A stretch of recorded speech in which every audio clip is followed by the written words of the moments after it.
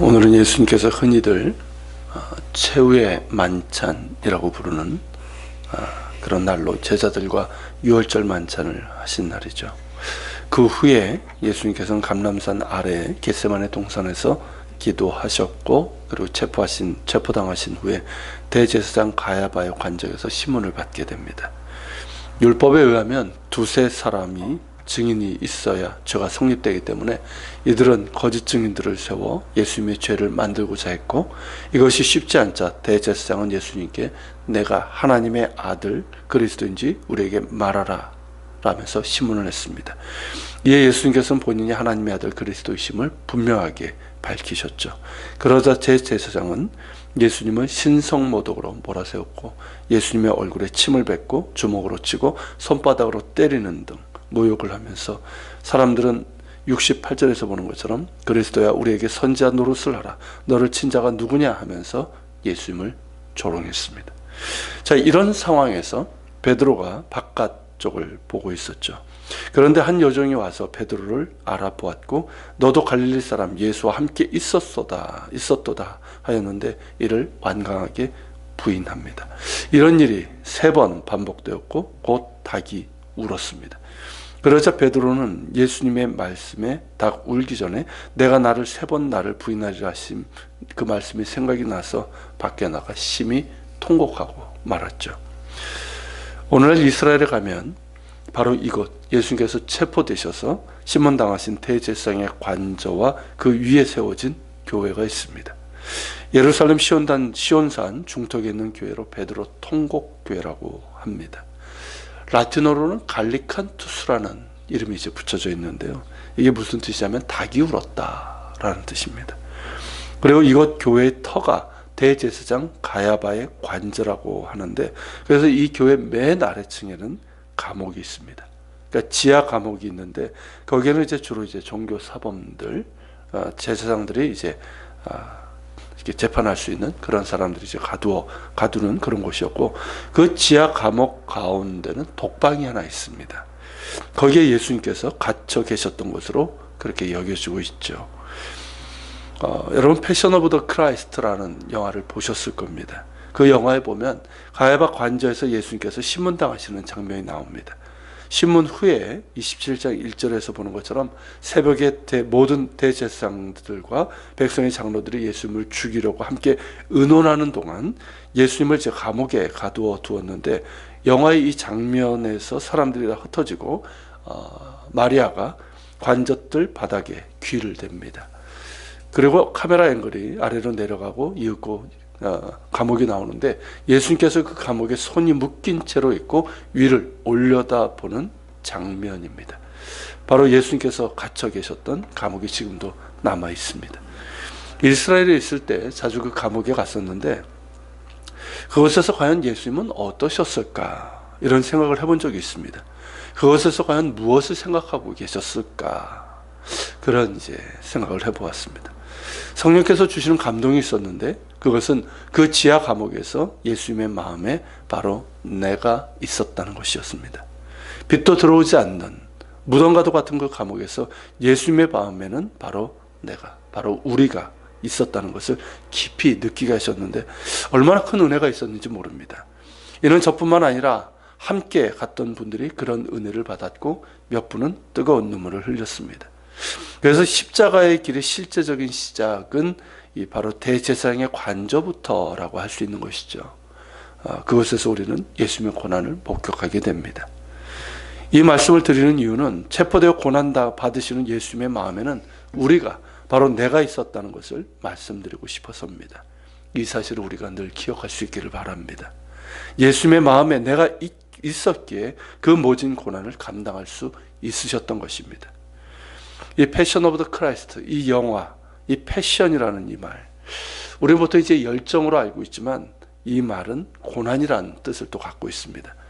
이거 이제 라틴어에서 유래된 말인데, 열정이란 말이 뭐냐면 사랑하는 사람을 위해서 기꺼이 고난을 받을 수 있는 것, 고난을 받으면서까지 그 사랑을 이루어가는 것, 그 의미가 바로 열정, 이 패션이란 말의 원래 뜻이기 때문입니다.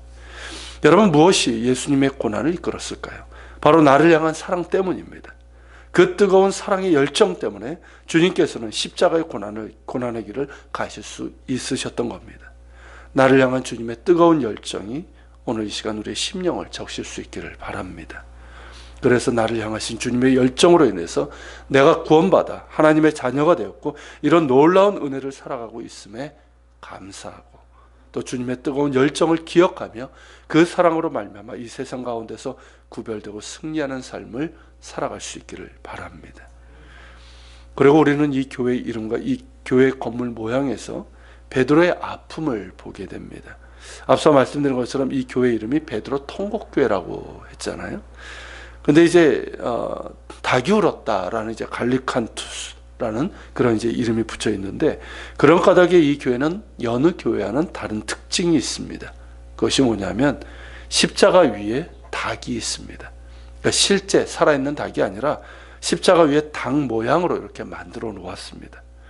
그래서 이 교회는 십자가가 여러 개가 있는데 그 십자가 위마다 이렇게 닭이 이렇게 닭 모양으로 만든 그것이 이제 붙여 있습니다. 그래서 그 교회 이름과 십자가 위에 있는 닭을 볼 때마다 베드로의 아픔을 확인하게 되는 것이죠. 아마도 베드로 역시 새벽 닭울음 소리를 들을 때마다 주님을 3번 부인했던 그 아픔이 느껴졌을 것입니다. 그러나 저는 베드로의 부인이 그저 아픔만으로만 남았을 것이라는 생각은 하지 않습니다. 만일 예수님을 3번 부인한 아픔만 있었다면, 그 상태로 그냥 부인한 그 아픔만으로 그가 있었다면 평생 어땠을까요? 닭 울음소리는 기억하고 싶지 않은 아픔이고 또 후회이고 상처였을 것입니다. 그러나 베드로에게 이것은 아물지 않은 상처가 아니라 치유된 상처가 되었습니다. 어째서 그렇게 되었을까요? 요한복음 21장에서 우리는 이것을 알 수 있습니다. 자, 그것에 보면 베드로와 제자들이 죄책감과 실에 빠져서 갈릴리 호수로 돌아가 고기 잡는 일을 했습니다. 그 마음이 더 아팠던 거죠. 예수님의 부활을 보니까 더 마음이 이제 죄책감에 시달렸던 겁니다. 자, 고기잡이 일, 늘 하던 일이었습니다. 자, 그런데 밤새 수고했지만 한 마리도 잡지 못했습니다. 그때 예수님께서 그들을 찾아오셨고 밤새 수고하고 시장한 그들을 위해서 아침 식사까지 준비하셨습니다. 아침 식사를 한 후에 예수님께서 베드로를 따로 불러 물으셨습니다. 요한의 아들 시몬아, 네가 이 사람들보다 나를 더 사랑하느냐? 예수님께서는 동일한 질문을 3번 반복해서 물으셨고 이에 베드로는 내가 주님을 사랑하는 줄 주께서 아시나이다. 또 그렇게 대답을 했습니다. 베드로가 주님을 사랑한다는 것 거짓이 아니죠. 사랑합니다. 누구보다 사랑합니다.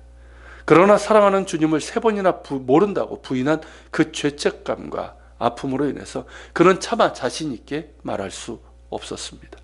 그러니까 그저 주님께서 아십니다 라고 밖에는 말할 수 없었던 거죠. 이 고백을 들으신 예수님께서는 역시 3번 나의 양을 치라, 내 양을 먹이라고 하시면서 새로운 사명을 주셨습니다. 이 과정에서 무엇이 이루어졌을까요? 바로 치유입니다. 예수님께서 베드로에게 내가 나를 사랑하느냐 물으신 이유가 무엇 때문이었겠습니까? 정말 사랑을 확인하기 위해서? 사랑 고백을 받기 위해서? 아닙니다. 만약 확인이라고 한다면 예수님의 사랑을 그에게 확인시켜 주시기 위해서입니다. 베드로는 주님을 3번 부인했지만 그럼에도 불구하고 예수님께서는 베드로를 변함없이 사랑하신다는 것이고 변함없이 믿고 계심을 확인시켜 주시기 위해서입니다. 그 뜨거운 주님의 사랑과 그 변함없는 믿음이 3번의 질문과 대답 그리고 3번 반복해서 주어진 사명을 통해서 확인되었고 그 과정을 통해서 베드로의 죄책감과 아픔이 온전히 치유될 수 있었던 겁니다. 그래서 그 이후에 베드로는 달라집니다. 이전처럼 들쑥날쑥 다혈질의 그런 사람이 아니라 주님을 깊이 사랑하면서 흔들리지 않는, 그러면서 사명을 감당하는 사도가 됩니다. 그리고 전승에 의하면 로마에서 십자가형을 받았는데 차마 주님과 똑같은 모양으로 매달릴 수 없어서 거꾸로 나를 매달으라고 그렇게 했다라고 하지요. 그만큼 그 믿음과 사랑이 깊어진 겁니다. 그래서 베드로는 닭울음 소리가 들릴 때마다 마음 한켠에는 아픔이 느껴졌지만 그보다는 그런 자신을 찾아오셔서 사랑을 확인시켜 주시고 믿어주시고 또 사명을 주신 주님의 사랑을 기억하면서 충성된 종의 길을 갈 수 있었던 겁니다. 그래서 이제 저는 주님께서 베드로를 만나시고 치유해 주시고 회복시켜 주신 그곳을 참 좋아합니다. 그것을 이제 베드로 수익권 교회라고 하는데 이스라엘 땅에서 제가 제일 좋아하는 곳이었습니다. 그곳에 가면 저 역시 회복의 은총을 누릴 수 있었습니다. 여러분, 사실 우리의 어떤 신앙의 여정을 보면 어떻습니까? 이 베드로 통곡교회도 존재하고 베드로 수익권 교회도 존재하지 않습니까?